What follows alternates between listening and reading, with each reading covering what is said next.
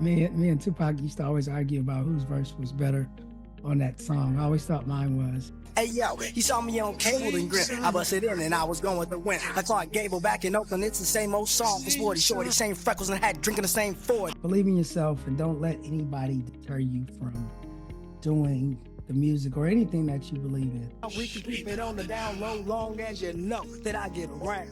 They were really reluctant to let Tupac get on the song because they wanted it to be Shock G because they wanted to call it Digital Underground collab. It was a fun day. Cocaine was there, of course, Laylaw. He would rap every now and then, him and Money B. ThomasBerrymanTV, MC Wicks, you are now rocking with the greatest.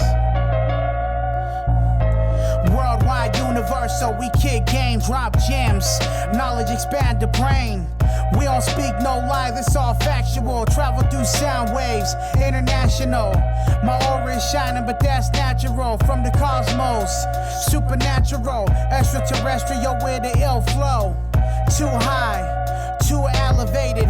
Art and culture is beautiful, we gon' celebrate it. Documented this history in the making. Connecting with the rest of the planet through conversation. Building from the ground up, this the foundation. Through the power of thought manifestation. Gift the gab, champion rap, greatness. Timeless like hieroglyphs. Who would've ever pictured this? Blow. Ladies and gentlemen, please welcome a very special guest, the living legend, Money B, Digital Underground. Welcome, brother.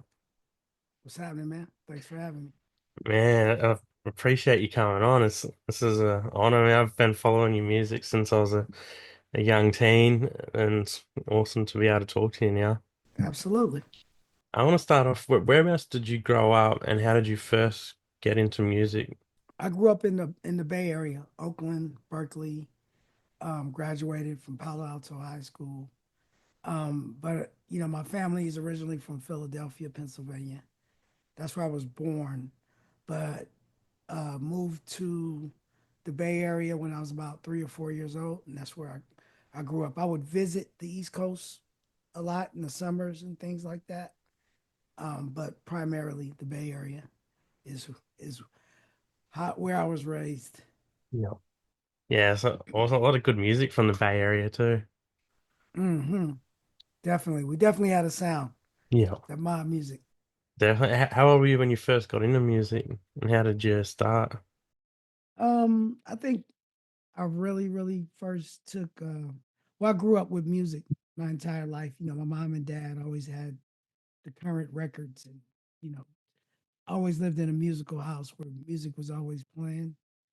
But um, probably when I first started, like really listening to music, I was, around that age, 8, 9, 10, or something like that.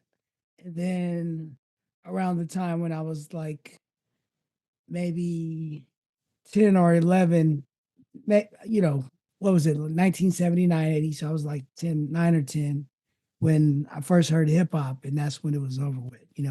I heard Rapper's Delight and uh, Spoonie G and, Treacherous 3 and Fantastic 5, just all of that stuff just kind of blew me away listening to my older cousin's records Yeah. in Philly.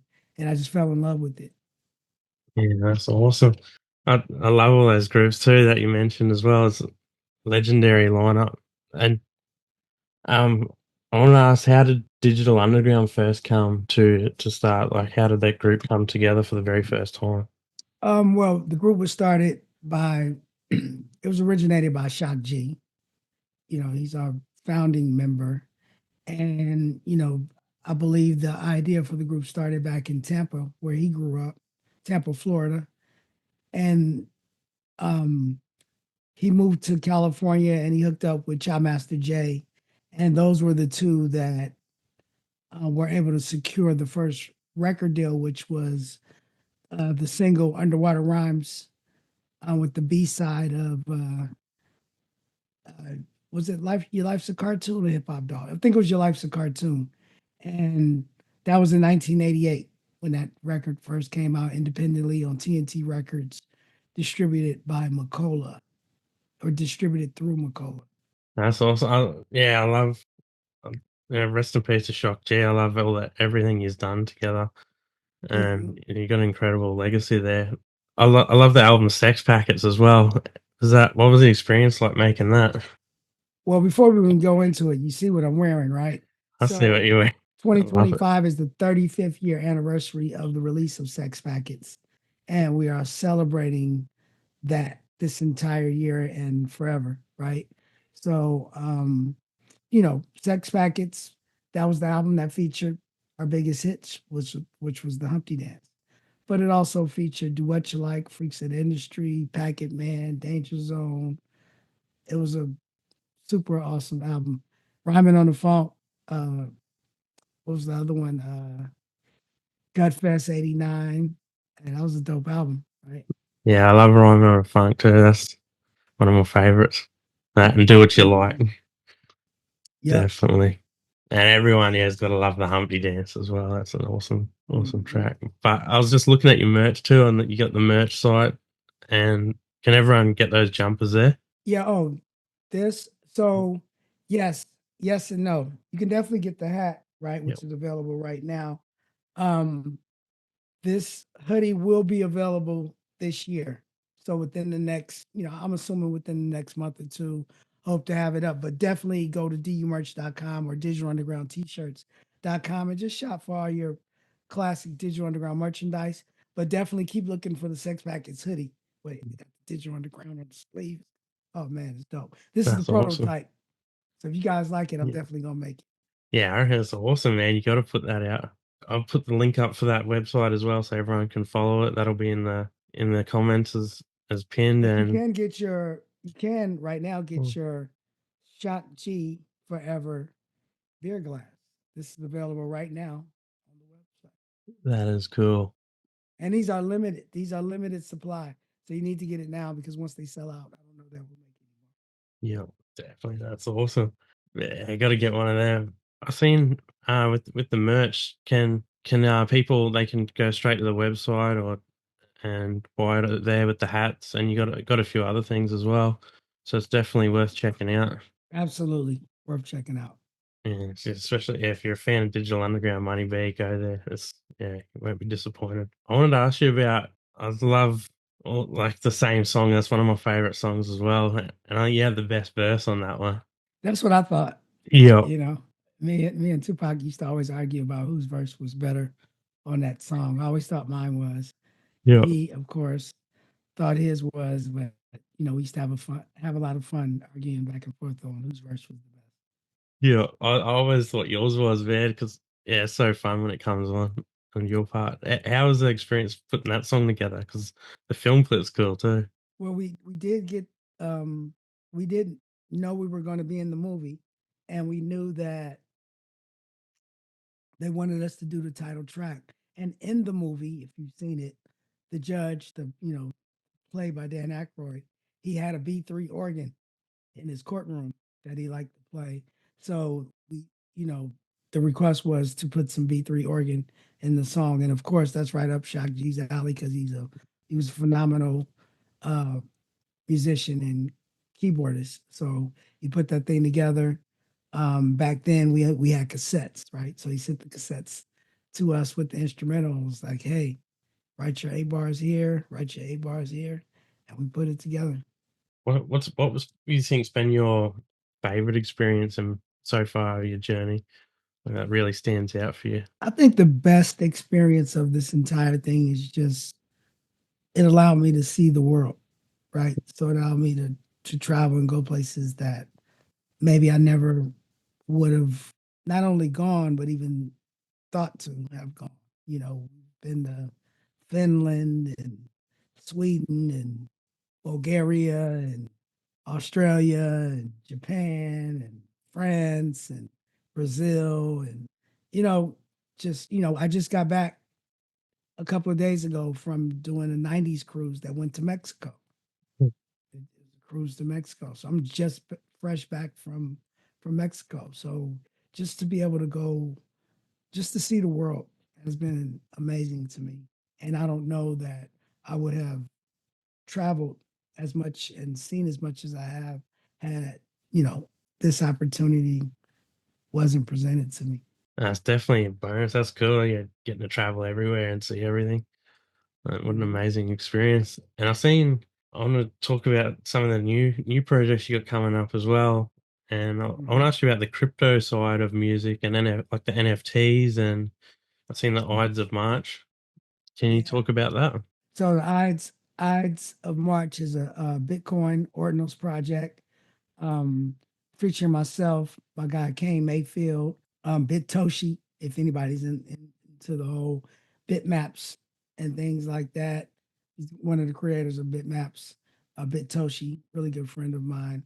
Razkaz, Numbskull from the Loonies, a slew of producers, including Rare Skrilla, so it's an all-star cast, and we put this thing together. And then Kane Mayfield was basically the quarterback of this whole thing, and him and the dev team that he put together, were able to create this platform where you could put, like it's six MCs, but never more than three at a time. So you could put the MCs on any track, and you could mix the MCs between which tracks you wanted to put them on.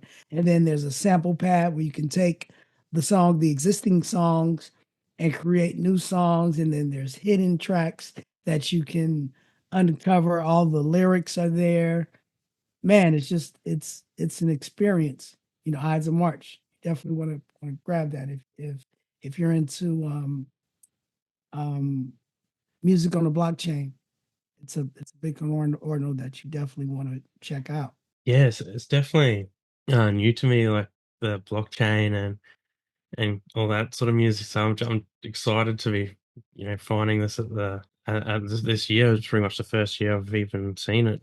Someone else got me Mhm. into it, like in the metaverse Right. and all that sort of stuff as well. Yep. How do you think that's going to change the music industry going forward? Well, I don't know that it's going to change the music industry, but what it does is it gives artists more options, right? And more ways that we can control our art. Because right now, you know, as a old head, right? Knowing how things used to be, I'm, just looking at it now and streaming. And, I remember back in the day, if you were independent, like a lot of Bay Area artists were, as an independent, you sold a record, right? And if it was your if it was your album or your whatever, you could sell a record wholesale for you sell it to your distributor. They sell it for 6.50 or $7. You'd get like $4 out of that thing. 3 to $4. Or even if you were signed to a label, you're getting, maybe even if it's just $1.50 or $3 per album or whatever that is, as opposed to now with streaming, you get 0.000004 per stream. And like, who determines the value of a stream? And selling an album is non-existent basically through streaming, because you just listen to the song, right? Yeah, Grab the songs and put them on the playlist. So I'm only saying that to say is it gives the artist a little bit more control of, you set your own price, yeah, right? And then it's direct, with the blockchain, um, there's no middleman. If I um sell you music, you get it directly from me. And once you purchase it, it goes directly into my wallet, right? There's yeah, nobody holding it to parse it and not wait 8 months to pay you and whatnot. yeah, And it's direct interaction with your supporters. Like, if I decide I want to give the people that purchase my first track, another track, I can airdrop it right away and say, hey, check your wallet. I just put a new song in for you. There's no red tape. I don't have to get it cleared, this, that, and the other. So it sort of works on both sides, for the artist and for the supporters of the community that that enjoys the music of that artist, right? Yeah. It's direct. It's direct communications, direct interaction. It's A to B is what we want, right? So that and a few other projects that I'm into sort of support that model of of releasing music and um interaction with your supporters.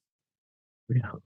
I think that's way cooler, and I think that's going to be way better in the future. People want to interact with the artist Yeah, more, and I'd rather support someone there, like, and pay more yeah, there and have that connection than yeah. So, streaming.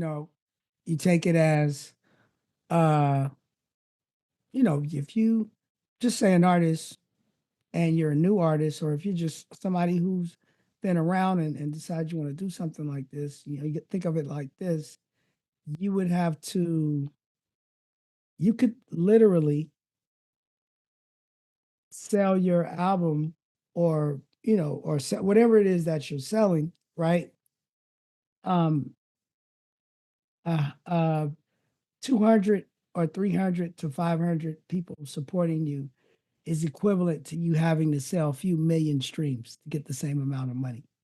Yeah, that's incredible. Man. And I don't know that I want to be a a herder.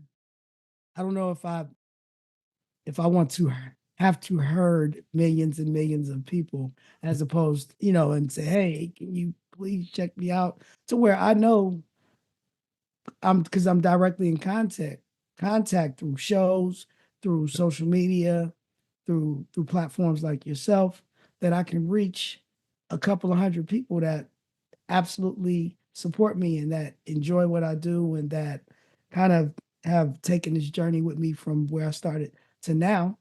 And I can share, my art. They support it. And I don't have to worry about chasing, you know, doing the tap dance Mhm. to get new people to like me, right? Because the people that I already do. So these days I don't make music to gain new listeners. I hope, you always want people to discover you, right? And like you, but I don't depend on that. I make my music for the people who've been supporting me, because I think as an artist, you should also support your fans, support the people that have been supporting you. So that's what I do it for. And with um, releasing music on the blockchain, or even with the new project that I'm doing on a platform, it's called Tapioca, and it's called Tapioca, which is a card that you possess, and it's you tap to pay with your credit card and everything. You tap the thing, it's tap to play. So now you get this card, you tap it on your phone, and once again, my music pops up on a standalone platform that you can enjoy videos, music, images, pictures, credits, all of that stuff that we used to like to do when we took the CD or the record home, took the wrapper off, and we wanted to explore, look at the credits, look at the pictures, and learn about you know everything about that artist. Yeah. So that is the model that I am more interested in. That's the lane, that's the direction that I'm headed. Um, and for me, I want to. It's one thing to talk about it, but I'm not going to tell other artists, "Hey, come do this." I'm going to do it, and then show them what it looks like, and then they can see for themselves. And then if they like it, then I'll definitely share all the information that I have. Yeah, definitely. I think, like I said, it's new to me, but I think that's way better. I'd much rather, support that. That's cool and exciting. I love how you said, you can have all the stuff there, because I used to love, reading the back of CDs and then open it, you get the Yeah, cover we all art. did it. It was so fun. I feel like that's gone Right. away a bit, like a lot. So that's exactly what I'm doing with the Yeah, tapioca project, which is um analog dreams, digital wishes, which is the project I'm doing with tapioca. And it's that, right? You tap the card, the platform opens, you can listen to this exclusive music some that will never be on any streaming platform. So you can only get it here, right? But then also exclusive videos, credits, images, interviews, and at any time I can add tracks. So I can tell all my supporters who have it, hey, check the platform. I just dropped a new song just for you. And the thing about it is you have to have the card to experience this. And I'm only gonna do like 500 at a time. So only 500 people will possess this. And Yeah. that in itself makes it an exclusive. Yeah. But that's what I'm more interested in is um servicing 500 fans and supporters that actually want it, as opposed to fishing and just giving everything away to try to see if I can get, you know, 100,000 Spotify listeners or whatever it is that, I can't even do that math. I actually don't respect it. Now, of course, you do want to have a presence on these platforms, but I don't depend on it for, as something that's going to support me monetarily, because these platforms are raping the artists just in your Oh, it's face. And then crazy. and the craziest part is then they and these artists are glad to put their picture up and brag Yeah. that they had, their Spotify yearly thing. And it's Yeah. like, bro, Got paid nothing for it. I can't believe yeah, what it is. It's like, man. yeah. It's like you're promoting that you've been a slave to Yeah. this thing, the system, or That's what it is. whatever. Like slavery. Like And it absolutely is. it should be But criminal what they're paying.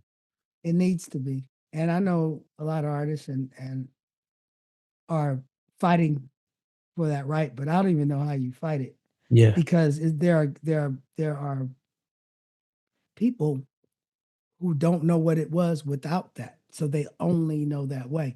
I was talking to a young artist and I tried to explain to him about the tapioca card, and he couldn't fathom having something that wasn't on Spotify.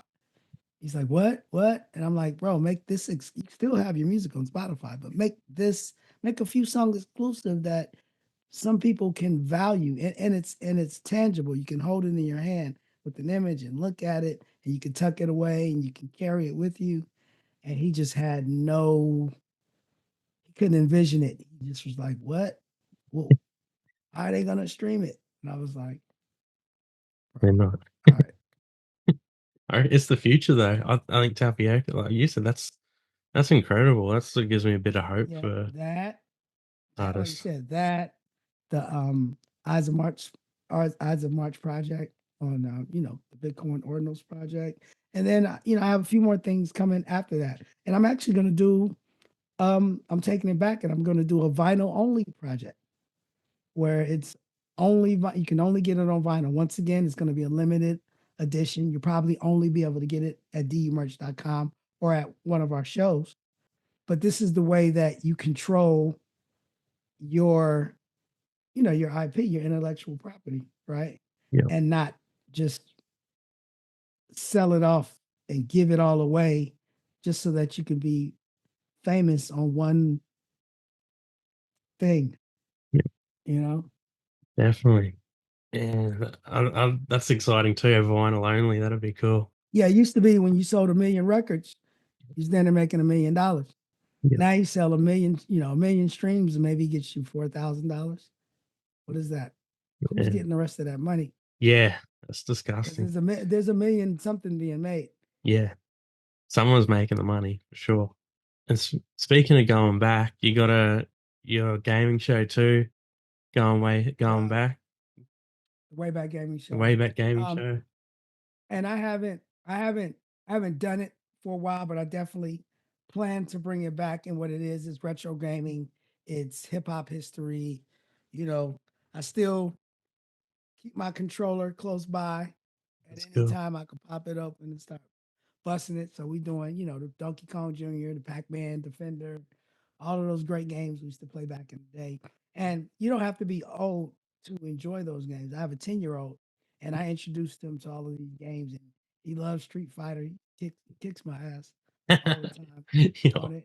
Um, but yeah, man. I used to love Street Fighter. That was awesome. And Donkey Yeah, Kong too. That was awesome. heck yeah. And you also got the podcast as well. You still doing that? The Go Way Back show. I haven't done that in several years, Yep. but the podcast was so awesome. All the Yep. episodes are still up on YouTube. The Yep. Going Way Back show. And I've had everybody on my show from Too Short to Tone Loc to Grandmaster Caz to Special Ed to Biz Markie to Souls of Mischief. You know what I mean? Legendary. Big Psych. Yep. Yeah. Rest in peace, Big Psych. Yep. He's a legend. I wanted to ask you too. I just did an interview before Cold 187. I said I love the song that you did with Above the Law. Call it what you want. Yep. Yep. I, Yep. I also I think it's so underrated, that song too. You like, that is one of my favorites. Oh man, that song was so awesome. That Super was- fun. How did that come about? Or you guys getting together? Well, before we recorded that song, I knew Hutch and Above the Law through H. Gregory, who was he owned TNT Records. He was also the manager of Digital Underground and Tupac. He signed us. That's who we were, that's who our records went through, right? But before he started Digital Underground, he was a road manager for Ruthless Records. So even before we came into the game, we were associated with NWA, Dr. Dre, Ice Cube, and all of them. So of course, Above the Law was on Ruthless Records, and Laylaw was a really good, one of my really close friends. Rest in peace. And he invited us to come, to come work with them. We were all friends, right? But really, originally it was supposed to be me and Shock G because they wanted Digital Underground on the song with Above the Law. Shock couldn't make it, and I just, I went that we were still living in the Bay, and I brought Tupac with me to the studio, and and I knew Shock probably wasn't going to make it, so I kept saying, why don't you let Tupac get on the thing? And it was like, well, you sure Shock G ain't coming? They were really reluctant to let Tupac get on the song because they wanted it to be Shock G because they wanted to call it a Digital Underground collab. And I finally convinced them to let Pop spin on it. And once he got on, and then I spit my verse, it was like, oh, okay. And I don't know if Hutch told you, but they actually went back and redid their verses after we laid our verse. You didn't tell me that part. Yeah. Oh man! But everything else you said, he told me exact too. But yeah, that's awesome. And also that was another one we like. Who had the best verse? Yeah, I loved all of our verses, right? yeah, I was a super fan of Above the Law anyway. yeah. So, I told him like I had that vocally pimping and that first EP that they had. We used to play that thing out. KMG, he was spitting. Above the Law, So yeah. yeah, Legends. it was a fun day. Cocaine was there, of course, Laylaw. Yeah. I forget the other his thing. I can't think of her name. But Yeah. Coke's sister. She was a rapper. She Yeah. was dope. Yeah, I know. I just did one with Cocaine as well. And Mhm. he's a legend. You should have asked him about it. He was there. Yeah. I should have. I meant to, but I did ask, yeah, because I did with Cold 187 and then I talked to Cocaine. And now you, that's crazy. Yeah, so we're all family. Yeah. I want to ask too, if you could go back, what advice would you give yourself starting out, or someone starting in today? This is what I always tell everybody: believe in yourself and don't let anybody deter you from doing the music or anything that you believe in. I used to listen to a lot of people tell me, "Hey, you need to stop doing this, or you shouldn't do this, or you can't do this." And I listened and I believed them, you know, and I think that stopped me from even, as much as I've done, I could have done a lot more because I listened to naysayers, you know. And as I got older, I realized a lot of people will tell you you can't do something because they can't do it or they're scared to try it, right? So they'll tell you it's impossible to do, but none of it's impossible. Just do it. And the other thing that I would tell my younger self is just keep recording, right? And this goes along with what I just told you because there have been pockets of my life and career where I just stopped recording for like maybe a year, maybe 2 years. But imagine if I had just kept recording what my catalog would be like. I had no idea of catalog and you know what I mean, of all of that type of stuff. And obviously none of us knew it, but I was in the studio with Tupac for a lot of his recordings. If I would know now, I would have been on more of those records just for the publishing. Yeah. Right. Yeah. That'd have been amazing opportunity what they're being in there now. Like, Yep. yeah. I would have been on more songs. Yeah. Do you As well as Digital Underground songs. yeah, I just would have if I would have known I had no idea of publishing and song ownership and this, that, and the other. You know, back then as a kid, I'm thinking, it's your song, go ahead and do you, right? I'm sitting there.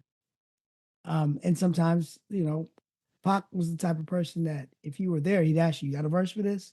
Da da da da da. And so, and even Shock G would do that as well for some songs. So I think the biggest thing, I would tell young artists, believe in yourself, don't listen to other people. What I would tell my younger self is get on every one of those songs that you had the opportunity to get on and just keep recording. yeah. Do you feel I feel like I don't know, like Tupac knew he just because you see he collab with so many people. It's like Mhm. he just loved work. He just loved working with everyone. Yeah, he was a tireless worker when it came to doing his music. His work ethic was, and I've said this a million times, unlike anybody's that I've ever witnessed personally. His work ethic was crazy, and that's why he did so much. You Yeah, know. to this day. To this day, yeah, you don't see people putting in that much work. Yeah. Like Well, it's now crazy. now people have the blueprint, and they Yeah. try to emulate it. But imagine when nobody was doing that. He was doing it. Um, you know, the only stories that I've heard of anything even close to it was maybe James Brown. Yeah. And That's they would say he was the hardest working man in show business, right? yeah, And and, definitely. and I don't know him and Tupac. And that same work ethic. Yeah, Is there any artists now that you see coming up that I guess that you're excited about? new artists. Yeah. Yep. There's a couple. I like Russell and his movement. Yeah. He's killing it. New artists. Oh, I like Big X the Plug. I don't know if you're familiar with him out of Texas. No, no, I'm familiar with the Russell though. Yeah, he's kind of dope. Check him out. Um, I know my listening to my son. I have a 10-year-old. Listen Yep. to and don't judge me. My son listens to some of that stuff, and I'll be like, "What is that?" And we'll be jamming. Yeah. You know, I like a lot of newer artists. A lot of people probably don't or would give me flack to it, but I like Megan Thee Stallion. I think she's dope. Yeah, I think I so. like Lotto, the female rapper Lotto. I She's like dope. her. She's awesome. Lotto's dope. Um, I like Glorilla. I like her, just her movement, right?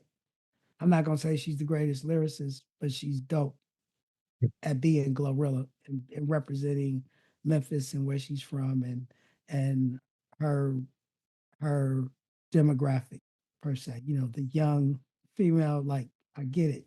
She's dope for that. Um, who else? Uh yeah, and there's some other ones that I like, and then there's some cats that have been established that I still like.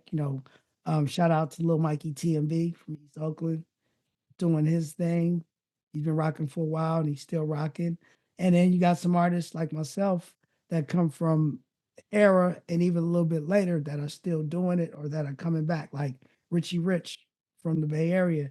He got some new stuff, and I see him popping up on everything, and I love his resurgent. Even Eddie Penthouse out of Oakland. You know, he was doing his thing back in the early 2000s, he got some new stuff, and it's dope. So Exciting, there's a yeah. wide range of cats that I enjoy. I love you knew the song "Testify" with Planet Asia too, that you done in Mhm. Rascas. That's yeah. I just found Yeah, a that lot of too. people don't know about that one. Yeah, that's awesome. Yep. And that one is the Niners. Yeah, there's some. I've just been finding more and more music too with you on it. How do you like the new one? Sit next to me. Sit Guapo. next to me. I haven't heard that one.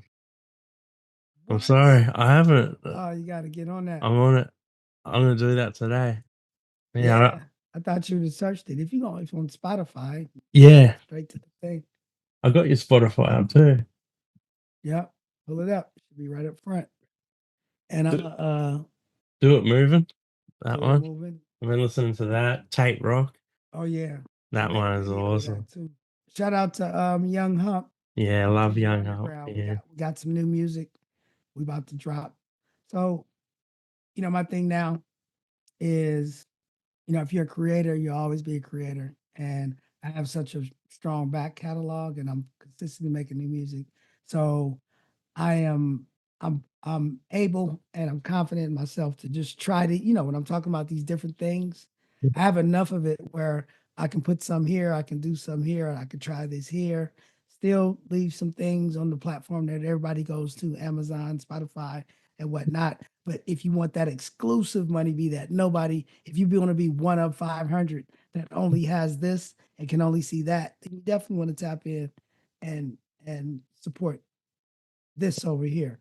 Or if you are on the blockchain and that's how you want to and that's how you are open to receive your music, then you definitely want the Eyes of March. Especially if you're a Bitcoin person, get it there. I'm gonna have a few Solana projects coming soon. Um, hey man, just moving and grooving. Are you and Young Hump gonna be coming to Australia anytime soon? We hope to. Yeah. We hope to. What part of Australia are you in? I'm in Western Australia. It's like a few hours flight from Perth. I was gonna say, so when we went to Australia, that part of our tour got canceled for whatever reason. We didn't get to go. We were supposed to go to Perth and Yep. in some of the surrounding areas. We didn't make it. Um, but our the promoters that bought us there, their home base was in Adelaide. So that's where Yeah. we spent a lot of time in Adelaide. But Yep. then we went to, of course, Melbourne. We went to uh, Sydney. We went to, was it Gold Coast? Yeah, that's where I'm originally from over there. Yeah, yeah. It's Yeah. like Miami. Yeah. That's that deal over there. And I've it was heard hot. that. Yeah. So I got a story, right? So I went to we went to Gold Coast. I got the ball head, right? Yeah. So I'm out there and they're like, it's hot. So make sure you got your sunscreen and all this stuff on. And I'm like, man, I'm black. I don't need no sunscreen and this, that, and the other. So we just hanging out all day. And the next morning, my whole head was peeling and thing was on fire. I burnt my whole top of my head Yeah. and face up. Yeah, it is hot out here. It's like, man, Yeah, it's way hot. where I live now is even hotter than over that side. It's crazy. Like it's real crazy hot where I live. I'm in a small town, and it's It's yeah hotter than Gold Coast. way hotter. Oh, really? So Yeah, it's hotter on the west side. Okay. yeah, west Well, side. shoot. Man, Yeah, it where? was that time of year where it was hot. So shoot, Oh, I yeah, remember most of the places. Now, when we were in Melbourne, it wasn't as hot. I don't know. Something about that city was a little. no, it's cold there It for me. it was right around the time of Grand Prix. Yeah, yeah. We went there. That goes off too. That'll be awesome. Oh, and then another. So when we were there, we were in Sydney, right? Yep. And that week it was Mardi Gras, Yep. right? So we were thinking Mardi Gras is like our Mardi Gras. Yeah. Um, so we're like, oh shit, let's go do it. Yeah. And for people that have never been, their Mardi Gras is like our gay pride Yeah. thing. And I had no idea. So I'm out there like jamming with everybody. Yeah. And I'm oh man, That's awesome. That's an epic story. bro, it was more than you know. I was like, what is going on out here? This ain't Mardi Gras. Yeah. It's our Mardi Gras. Man, it's funny. If someone over here, I was like, around that time, if anyone's going, oh yeah, I'm going on holidays, and they say they're going over there, I'll be like, you going to Mardi Gras? Yeah. And they're like, nah, nah. But Yeah. yeah, that's our I, thing. I went out to Mardi Gras and I was like, let me take my shirt off. It's kind of hot. Yeah. The I put shit my is shirt right different. back on. Yeah. Yeah, it's Yeah. way different. Put a jumper on. Yeah, right away. As soon Yeah. as I found out. Man, that's yeah. It'd be awesome to get you like back out of here. I would definitely want to come to one of your shows, man. Oh man, I would love to. That would be so good. I'm starting like fan questions. People then Sure. sending me. So we got Jace the Ace has asked, with the passing of Shock G, how did that impact you and to keep the Digital Underground legacy going? Well, obviously, when a family member passes away, of course it affects you, right? But then also there's the business and there's the how do we keep this thing together? And I'm kind of not alone, right? Because we do have a collective digital underground, right?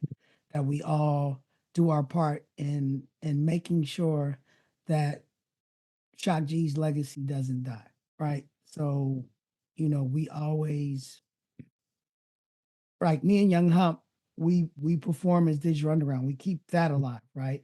But Yeah, we make sure there's a part in our show where we make sure that everybody understands that Shock G was the founding member. He started this thing, and it was his vision and his idea, and he brought us in, and you know, and made it okay to do all the things that we were doing that nobody else had done before. It was yeah, his wild idea that kind of jump started this whole thing. So when we perform, we make sure we do that, and we do things, it's the it's the Shock G um beer glass, right? Which actually this design was made by his sister. So you'll see, yeah, I think it says Tampa on it. That's why I said this is limited edition, yeah, right? From where he's originally from. But you'll see Shock G Forever t-shirts. Like everything that we do, we make sure that we express that, you know, Shock G Forever. That means Shock G's legacy and Shock G, his name should never die as long as we're around, yeah, right? So we keep that thing lit. yeah. So shout out to all of us. That goes from, Atron, Mystic, Clean, Vorax Mechanics, Peps, um, of course Liz and the Rackers, Kent, our whole crew, right? Everybody is too many of us to name because Digital Underground is thick, right? Down We've with the been doing it. underground. Yeah, you got to be down with the underground. But and then while we're talking, also let's remember Shmovie Shmooth was also integral and a member that's no longer here with us. Um, just shout out to DJ Fuse, Chopmaster J, the OGs, originators, and Young Hub, DJ Always, New Styles, Element, and Reno. Just it's so many of us, right? And we all play a role. We all know our role, and we all play. We play our part Yeah, as well as we can to keep this thing, which is Digital Underground, alive. Make sure we never forget Shock G, like we say, Shock G forever, and keep it funky the whole time. definitely. I want to ask you, what's 3 albums doesn't have to be hip hop, can be any genre. If you're stuck, can only listen to 3 albums for the rest of your life, what would 3 albums be? Pretty easy. One, we'll have to give you four, right? Yeah. But first three probably would be Earth Crisis by Steel Pulse. Um, maybe, oh, not maybe, but What Time Is It by The Time? And it's a tie between um, the Eric B. and Rakim first Out Paid in Full album, and then um, Born to Mac by Too Short. And then I have to probably throw Criminal Minded in by Boogie Down Productions. Mm. I love Too Short too. Glad you said Too Short. He's so cool. I know I said five. Yeah. We'll go 5. Because back in the day, that was my travel rotation when I take a road trip. And Yeah. you had the CD booklets, like 6 CDs that you put right on your visor Yeah. that you pull out. Those Yeah. were the ones that was there whenever I took a long road trip. Yeah. Pop those in because those are the albums you can listen to the entire album all Yeah. the way through. And that's Yeah. that's what I'm looking for. It's I don't see a lot of that anymore where you got like full albums where you can listen to the whole thing. It's very rare. A lot of the old school artists still do that, and I think people need to get back onto, supporting that and listening to it. That's where it's at. Yep. I gotta hold on a second. Yeah. Pour my beverage. We're not being sponsored, so I can't show Yeah. You can show it if you want. No, I won't show it. They gotta pay us. Mhm. They gotta pay to play. But what I will show again is this beautiful Shot G beer glass. Yeah. Get And it. then of course, we have the Shot G Forever Golden Nail that Yeah. was released this year again, and we'll release it again soon.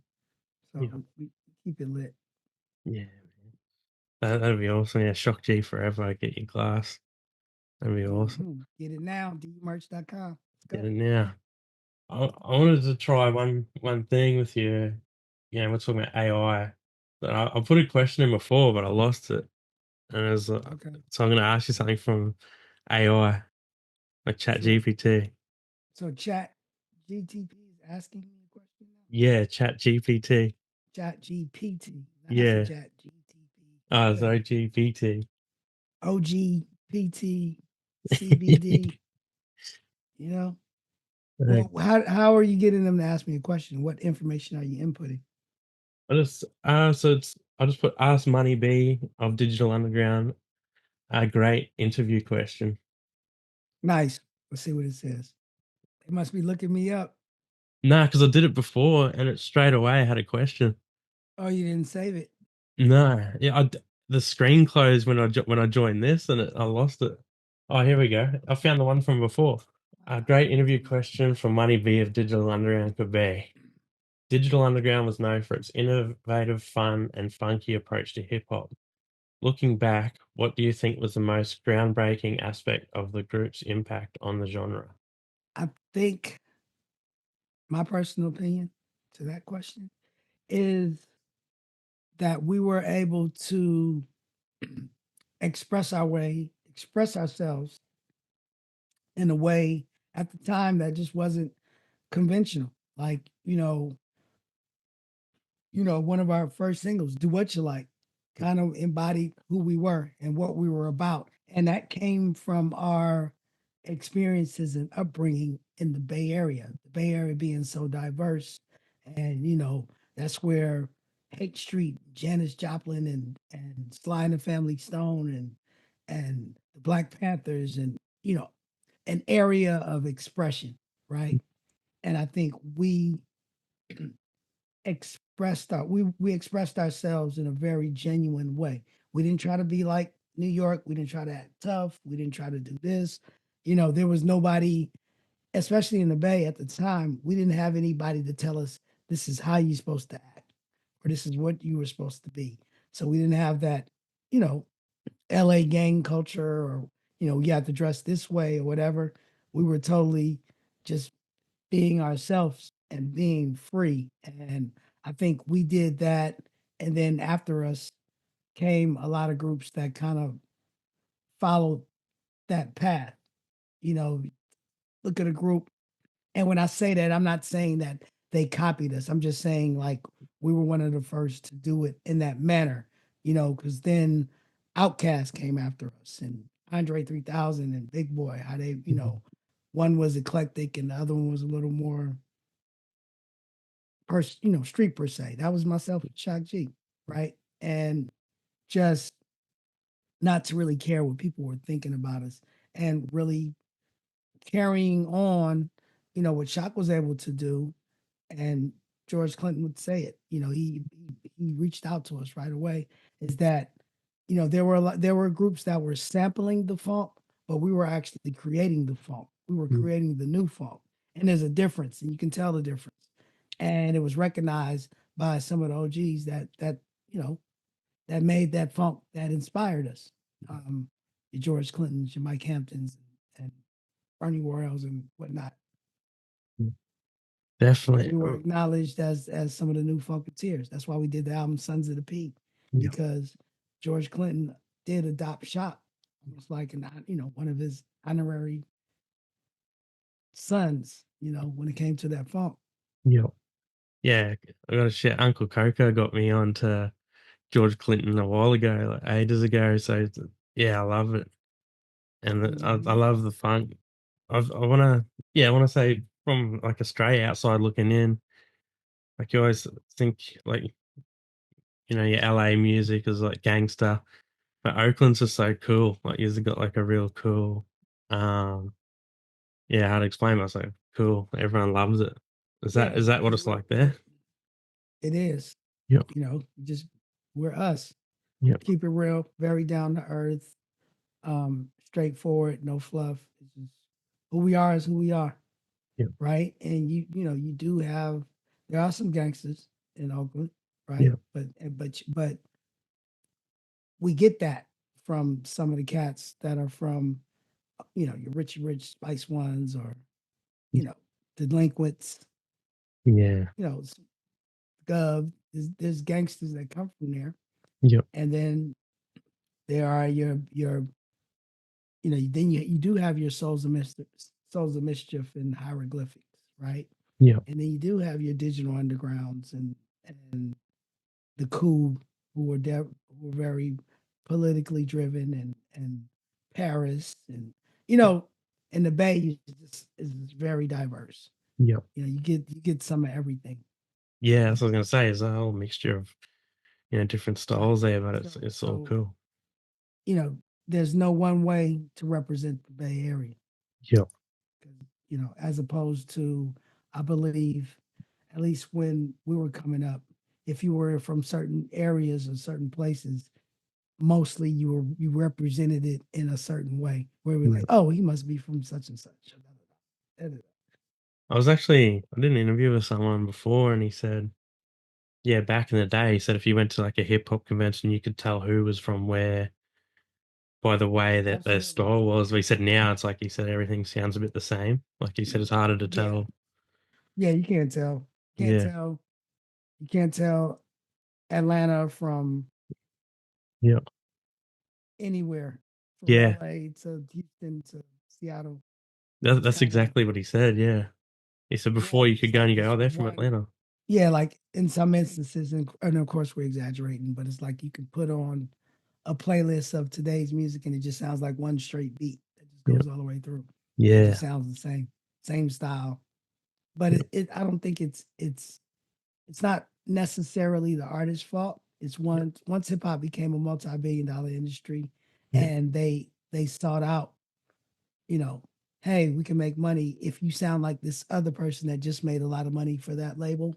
Then that opened the gates for people who didn't really respect or care for the culture, right? Yeah. And you can't blame people that come from where we come from and be like, hey, this is a chance to make a buck. If I just sound like this guy. So then it became normal and okay. When we were coming up, it was taboo. You could not sound like the next person. Slick Rick came out gotta, even if you were thinking about it, you had to change up. Yeah. Public Enemy can't sound like that. Like, you had to be original. Yeah, definitely. I feel like And I yes. think Karis once said that you got to have style and learn to be original. Yes. Everybody's gonna dish you. Yeah, shout out to KRS-One. He's a legend That as was the well. truth. Yeah, he's one of the greatest of all time as well. Hmm. Definitely. Oh, and I've seen a song. He's in my top 5. Karis Is One is in my top 5 for I'm gonna hear your top 5. Who's your top 5? sure. Top 5 in no particular order. Yep. It's Big Daddy Kane, Rakim, Karis One. I'm gonna throw Ice Cube and Scarface. Wow. Yeah. I think Scarface is so underrated too, but like everyone who loves hip hop knows him. I feel like yeah, he is incredible. But Absolutely. love Ice Amazing Cube. artist. Yep. Amazing legacy, Yep. amazing catalog. He Yeah. birthed styles of some of your favorite MCs. Yeah, definitely. And Big Daddy Kane is everyone is a lot of love Big Daddy Kane. Is another one. And Oh, that's just like I said, that's my top 5. yeah, definitely. And I'm not, and I'm also not saying that they're the best. They're Yeah. just my favorite. That's Yeah. what I came up with. And I feel like those were kind of the guys that sort of set the template for everything after. Yep. You know, I don't know if you watch sports or basketball. It's sort of like, there are there are there are athletes now that can do everything, like the things that we were in awe of Michael Jordan back in the day. Yeah. It's kids in high school that are doing those things, Yeah. but unless Michael Jordan did it, they wouldn't even know to even try it, or they couldn't build on it. You know what I mean? Yeah. Same thing with, before Michael Jordan, there was Dr. J, and he probably sparked Jordan's imagination, right? Yep. And then before Dr. J, he couldn't think to do the things that he did without Connie Hawkins, who came before him, right? So it's not about, oh man, because I spoke to a young person before, and was talking about Rakim, and then they listened, and it was like, man, such and such do way. I was like, yeah, but that's the foundation of it. Like there would be no this guy you love without this. Yep. You know what I mean? But they open the And doors for it. yeah. And when I say that, I'm not taking anything away from, you know, the people that a lot of people would lazily, the cliche top Yeah. fives, right? Yeah. But all of those guys that they say, I could point directly to where they got some of their style from, and Yeah. and how they sort of where they, I could hear where they got it from. I want to ask too, what's your top 5 movies? Movies, I liked Menace to Society, right? Classic. It's a good movie. Um, what it's called is it's called American. Good Lord, what's the name of that movie? But I think it had James Woods in it, and it's about they grew up as little kids back in like the 20s and 30s, and they turned into gangsters. What's the name of that Not movie? Once Upon a Time in America, is it though? Was that what it's called? I think that Uh, it sounds familiar. That's the one I'm Look thinking that up. of. Yeah. Ask Chat GPT that. What's Okay. that movie with James Woods? It was a long movie, but it's a really good movie. If you just watch it, just the way they came up, it was dope. I thought Goodfellas was a really good movie. That was awesome. Where am I at? 3? Yeah, it is Once Upon a Time in America. Yeah, that was a good That's an movie. awesome movie. I got One of that. my favorites. Once Upon a Time in America. What's another movie? Cooley High was a great movie. Yeah. And then, I'm a super huge science fiction guy. So, all the original when I grew up, all the Star Wars Same. stuff. I think Empire Strikes Back was probably That's the top best 5. one. Yeah. I think so. Yeah, that was my favorite. I interviewed um a guy, Roger Christensen. He made like the first lightsaber and like designed the Millennium Falcon and Oh, stuff. word. So that was Nice. cool to me. That was yeah, I was with as a nerd like talking to him. But yeah, I love sci-fi as well. That and hip Mhm. hop. Yep. And so now my son, I got him into the whole MCU, the Marvel universe. And Yeah, so, the new Captain America about to come out. Check that out. that'd be awesome. Yeah, I got a 10-year-old son as well, so yeah, we're both into the same. Like, Yeah. yeah, I've got him into Marvel too, and his brother. Like, I got a 12-year-old too, and yeah, Marvel, and they love it. So are you guys gonna go see that on the first day or what? Def, yeah, the first day it comes out here, we will. We get it like last. We're in a small town. Oh, really? Yeah, I thought like those type of movies should come out everywhere. Well, yeah. we'll It's probably go see it the but the first day it like comes out here, we'll be there. not the first day, but the second Yeah, or third day when the crowd is not crazy. I mean, But yeah, they're excited to see it. but really with all this, with everything streaming, I don't even know if movies get those crowds anymore Yeah, or do they? I don't. Yeah, it's been a while since I've been to a movie here that's been packed. Like sometimes I go Yeah, and it's it's got to empty. be a real movie that you want to see to Yep. really go out and see it because you know that eventually it's gonna come to streaming. Like movies come out and they're Yep. on their streaming platforms like a month later. Yeah, it's crazy how fast it comes out. But if you really like, especially like sci-fi or those action movies, it's Yep. nothing like being in the theater with the surround Yeah. sound and the crashes. Cool. Yeah, it's beautiful. I've seen that's the new Spider-Man. Well, it's not new now, but when the last Spider-Man came out in the cinemas, and that was incredible. It's the Yep. soundtrack too. It was awesome. Yep. It was good. And what would be? I want to ask, the hardest part of your career and how you overcame it. Like could have been the beginning, or Well, entertainment in general, and people have to know from the outside that don't do this and maybe want to do this. You're gonna get, 100 no's before you get the first yes, right? So the ratio is 100 no's to one yes. So there's a lot of rejection, and a lot of people telling you, that's not good enough, and they don't know what the hell they talking about, you know. And that was one of the things that was frustrating because they got to be a point where you would do meetings at labels and cats who had no understanding or knowledge of the culture telling you it's not good enough, and I'm like, what? And that's kind of when I just imagine, and I'm making this up, but it's like going into meet with somebody and presenting your art, and it's like some some 24-year-old white kid that just got out of college telling you don't sound black enough. Oh man, oh like man, such and such. yeah, We need more. Shoot somebody. You know what I mean? yeah, that's Like fucked. what? Like you're not gangster, Yeah, bro. You're not gangster.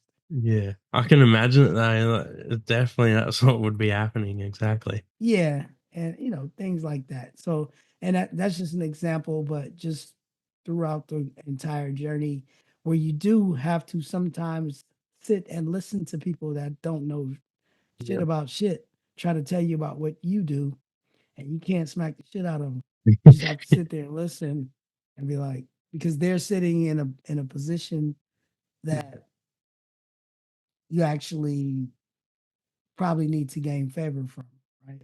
Yeah. But so it's kind of like so it's that, and then it's the DJs, the radio stations, like all of these gatekeepers that used to be in place, and you always run into people that are there not because they respect the culture or know what it is. They're there for other reasons, right? And they just cornballs, and you'd be like, "What is this?" Right? And Yeah. I'll never change my stance on that. Like Yeah. just because you made a lot of money raping our culture and you're in a position doesn't mean you're not corny. You're corny because you're corny. Yeah. You may be in this position and you may have Yeah. used used it to do get to the place that you are, but I don't respect it. It's still corny if you're corny. Yeah. 100%.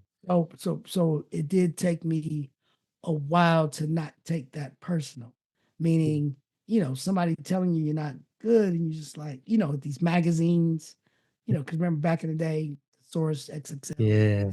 whatever the magazines, and they review your music and they give it a bad rating or they give it a great rating or they give this corny guy a great rating, Yeah. whatever it is. And then I had to realize that when I was very young, I was like, what didn't I do? And I realized, no, these guys just don't know. Yeah. So you just keep doing it. Yeah. For sure. You keep And pushing. if I was wrong, this is why I know I was right. Because if I was wrong, I wouldn't be here talking to you today. Yeah. Because I would if I was corny, then I would just fade away. Yeah. But I'm actually here talking to you, and those guys that I thought were corny aren't even around anymore. A lot of them aren't. And it Go lasts. figure. Yeah, they didn't last. Another thing I want to ask is because you've been around the music industry for a long time now. Is there people actually get like I guess blackballed or whatever? They get pushed out because the music industry's whoever's controlling things has got an agenda. Does that actually go on, or is it? I think it did, and I heard that it does. Yeah. Because I never chased how do I answer this question?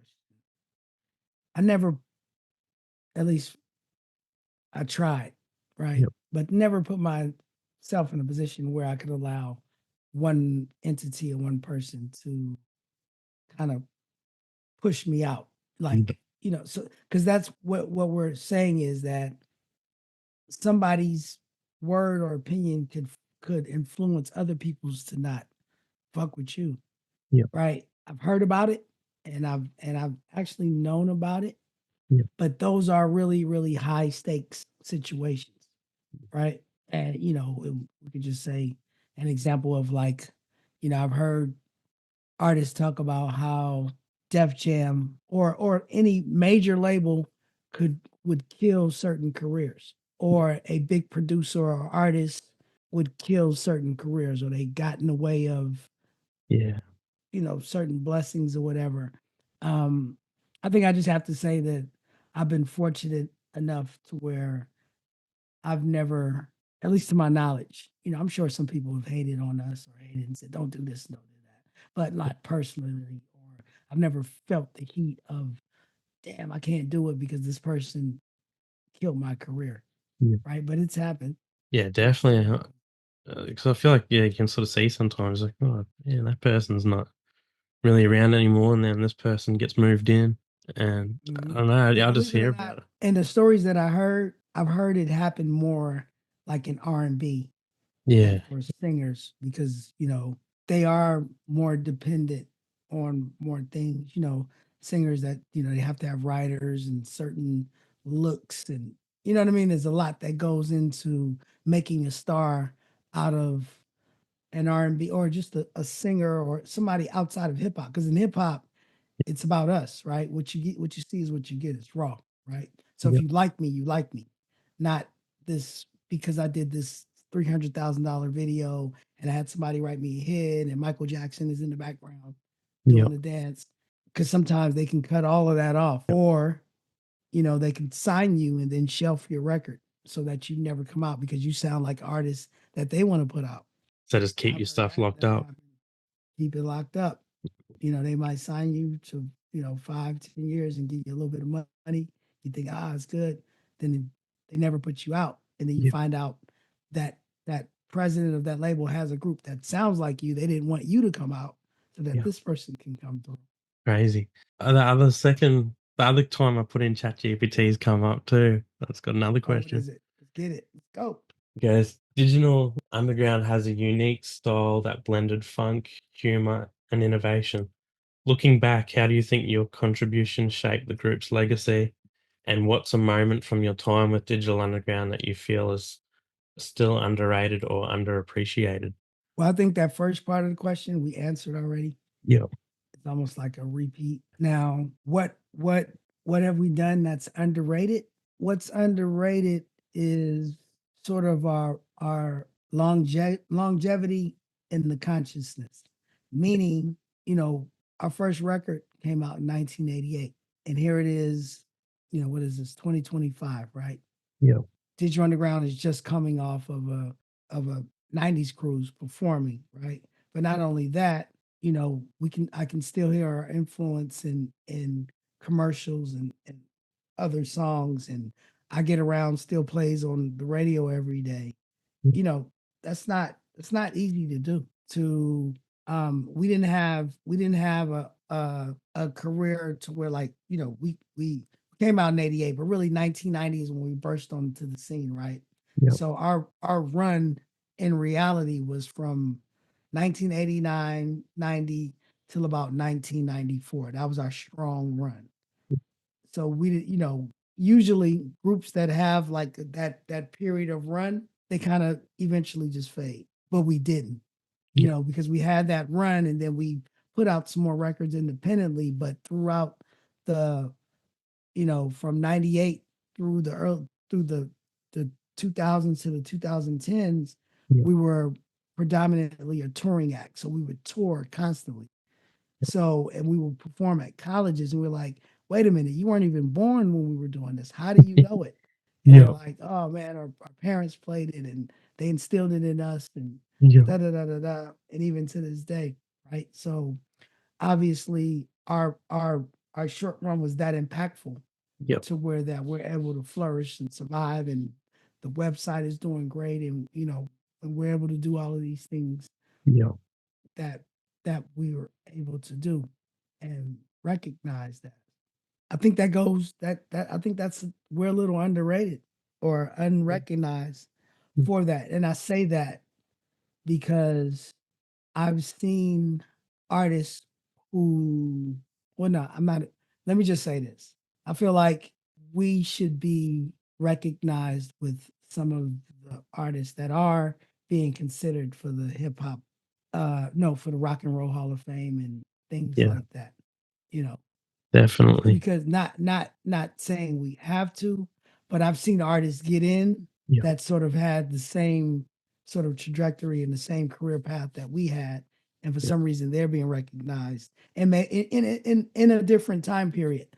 So you know, some of these artists maybe came out in 2006, but their run was 2006 to 2010, Yeah. same time period, right? Yeah.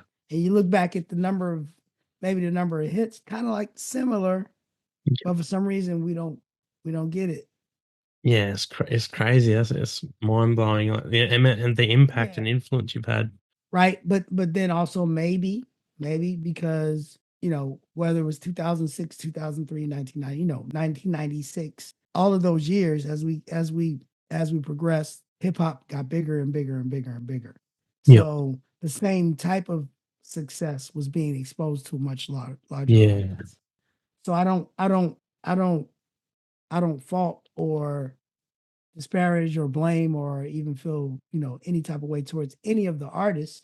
Yeah. I'm just saying to the people that are, you know, the boards that recognize it or whatever the committees, Yeah. I think we should be recognized in a Definitely. sense, in the same way. It's funny I was At telling you. least at least be invited to participate. Yeah. It should be 100%. Like, I was even now in Australia where I live. It's a small town, and I talk to people at work, and everyone knows Digital Underground. Like, Mm-hmm.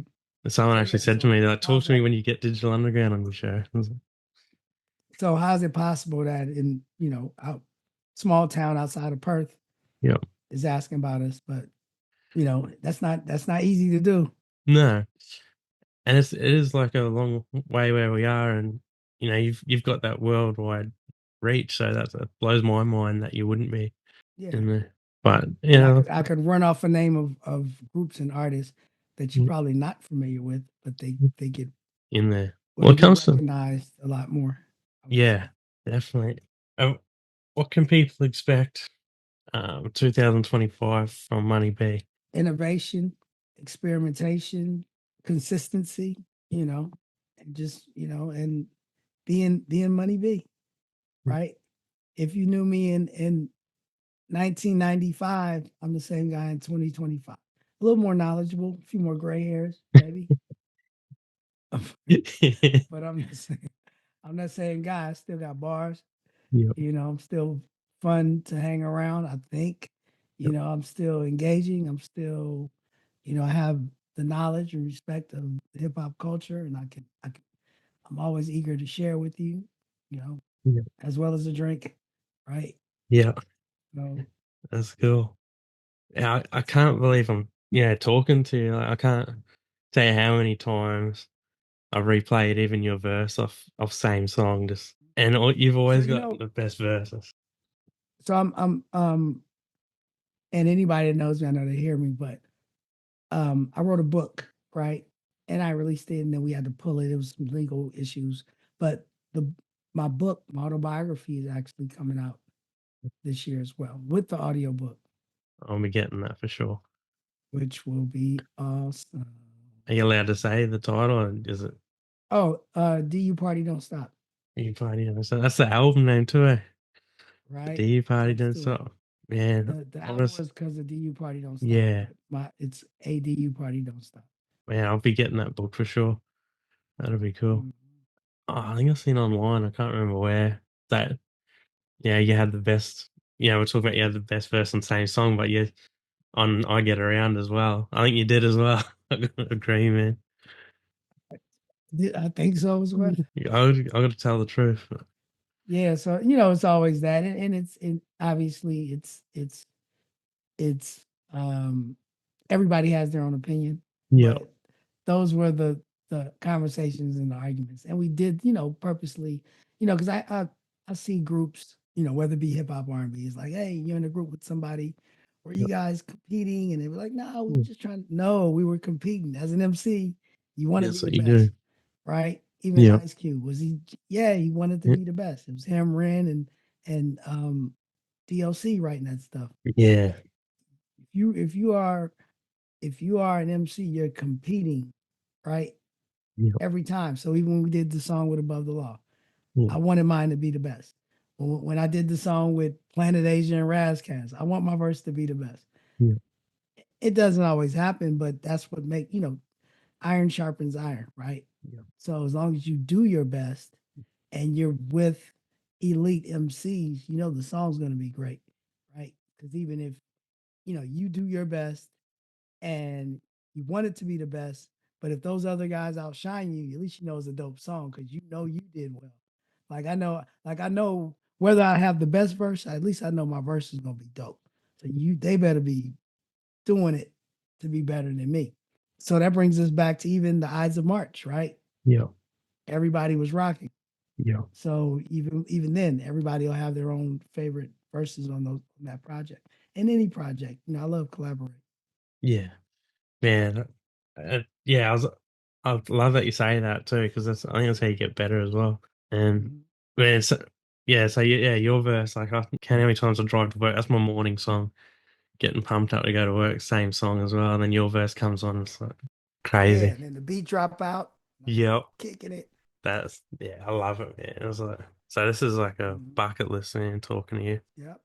What's been so? It doesn't have to be the most like popular project you work on, but what's been the most fun you've had on a song? The so recording, um, we had a session and we recorded a song called We, and I believe it was on the Body Hat Syndrome album.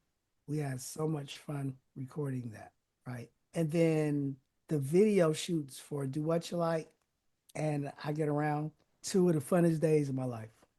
Yeah, man. Especially I Get Around, Just that would had have been epic. just had fun.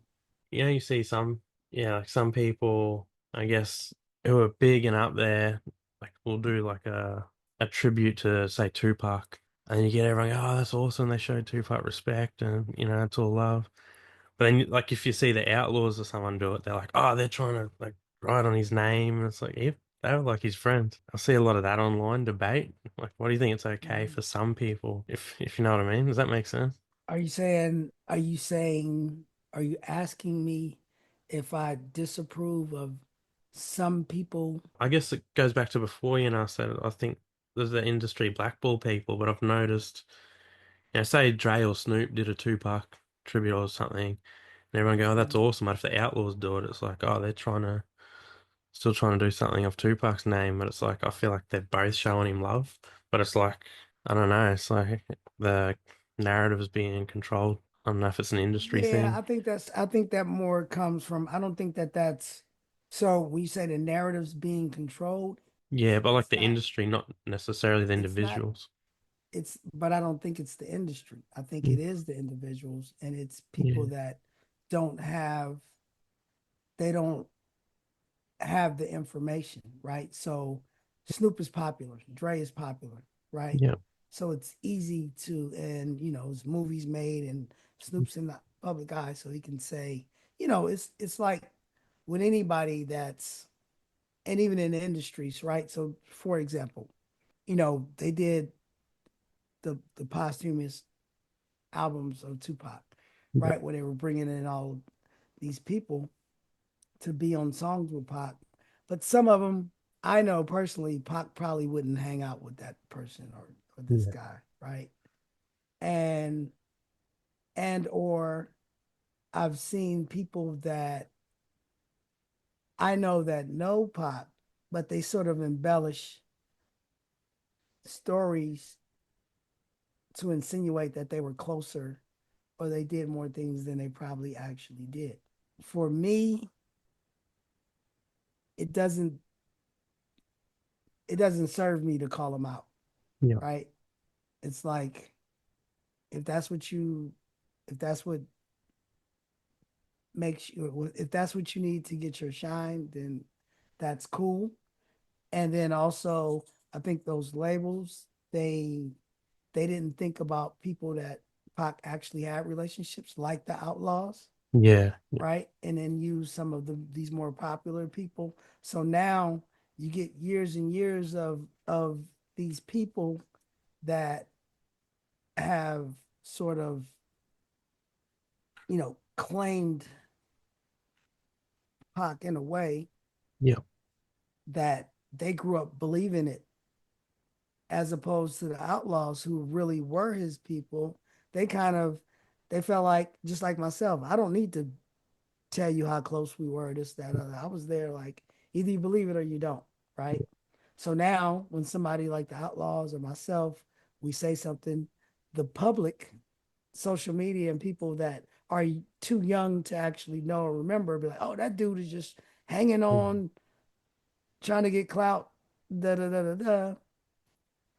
And that's fine yeah, because, I'm not, and I know, like, I'm close with the Outlaws, and I know they probably feel the same way. They're yeah, not here to prove anything to those people. yeah, Like, either you know or you don't know, and yeah, it's fine, right? If yeah, you for sure. believe this, then, you know keep believing it, because it doesn't take money out of their pocket. It doesn't change the trajectory of anything, right? Yeah, It's just these people that don't know, that are yeah, just, you know, spouting things online because they don't have mm, anything else to do. And, I will say, because they actually believe it, yeah, because they don't have the knowledge or recollection of anything except for what they grew up seeing, which is the most popular person that yeah, speaks on Tupac. So they yeah, they trust, they trust the brand name, they trust Snoop, they trust Dre, they trust, 2 Chainz, whoever it is, yeah, that's Drake, whoever's the most popular. Like right now, if Kendrick Lamar gets on something and says, "Yeah, when I was in second grade, Tupac came and did this and did that, and yeah, he hugged me and he, rocked me to sleep, he yeah, babysat me," they would believe it because it's Kendrick Lamar, yeah, right? yeah, But if, Rated X or somebody from Original Thug Life, who they don't know, jumps on and be like, "Nah, me and Pac, we used to rock like this and do whatever." "Oh, who is you? You just trying yeah, to get this and that and the other. We don't know you." that's just that's society, man. And I don't fault those people for saying or thinking that, but it also doesn't bother me either. Yeah, I just want to ask you because I just wondered, and I know you've been around since the start, and you've had so much impact and Bro, influence. I get it. You know, Yeah, I've done interviews where the interviewee is asking me questions, I'm answering, and then you see the comments, why is this dude always talking about Tupac? But yeah, Tupac got to do that. And I'm like, they don't even realize like the person is asking me information that they know yeah, that I know because yeah. I do know. But yeah, I've tried to ask minimal those ones. This one just because I wanted to keep it on you, but it's history as well. It It's is. it's so I got to ask. And like I said, small town here, everyone work people know Digital Underground. It's you impact worldwide. Like my friends over on the Gold Coast, we used to listen to Digital Underground, and I Mhm. still do. I mean, just wherever you go, people know Digital Underground. So Right. it's incredible. And so, and I'm appreciative Yeah, to the people that do. And to the people that don't, God bless them. yeah, yeah. Get on board, and then they gotta. Hey man, you can't change people. Yeah, That's cool. but I want to. Can we shout out your merch again? What's the website? If anyone wants to go on there. So yes, if you want to get, so this is the only place where you can get official Digital Underground merchandise, and that's dumerch.com. DU for Digital Underground. Was it DU merch? MERCH. DUmerch.com, or you can type it the long way, Digital Underground T-shirts.com, and you can get your official Digital Underground gear, T-shirts, hoodies, hats, beer glasses, Rock G posters, forever. uh, Mm. flags, whatever it is. And also that's where you can get information, right? And then follow me on Twitter and Instagram at MoneyB69. And that's where anything that we do new, like the Ides of March Bitcoin Ordinals Project, right? Or the Tapioca Project or the Vinyl Project, all of these things that are coming in 2025. The new single sit next to me that's on Spotify, on all DSPs. Definitely go stream that for what it's worth. I don't expect a dime, I'll be buying but it. I want you guys to enjoy it and hear it. The video will be dropping very soon. Yeah, Um, And then if you're old school and you're still on Facebook, definitely follow the Digital Underground fan page. yeah, That's easy. Type in Digital Underground as a fan page. Or yeah, for the merchandise on Instagram, it's DU Merch Official.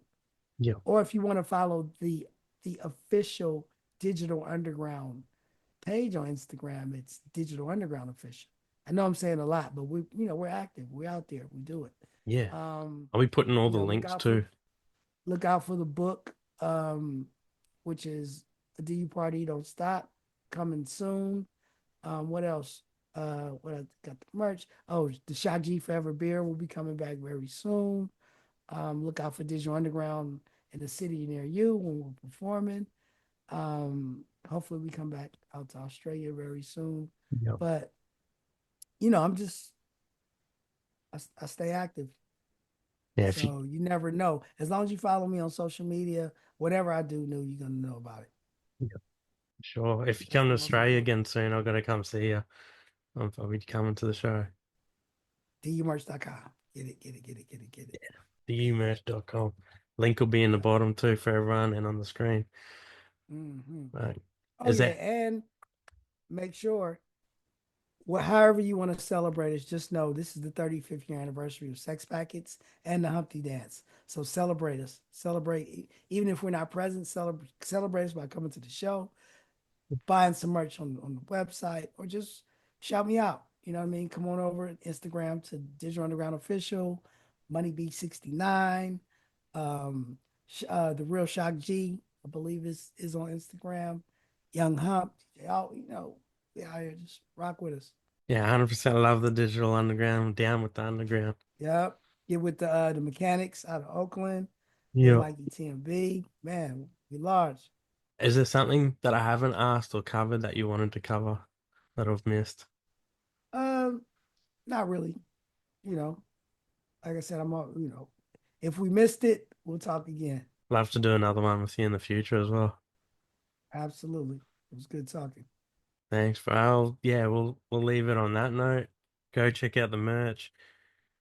Check out all Digital Underground music, Money B's new music, and you're an Mhm. incredible guy, man. Thanks so much for coming on. I appreciate you. All right, man. I'll let you know when it's out, and I'll put some clips together. Yep, definitely put some clips so I can put it out there.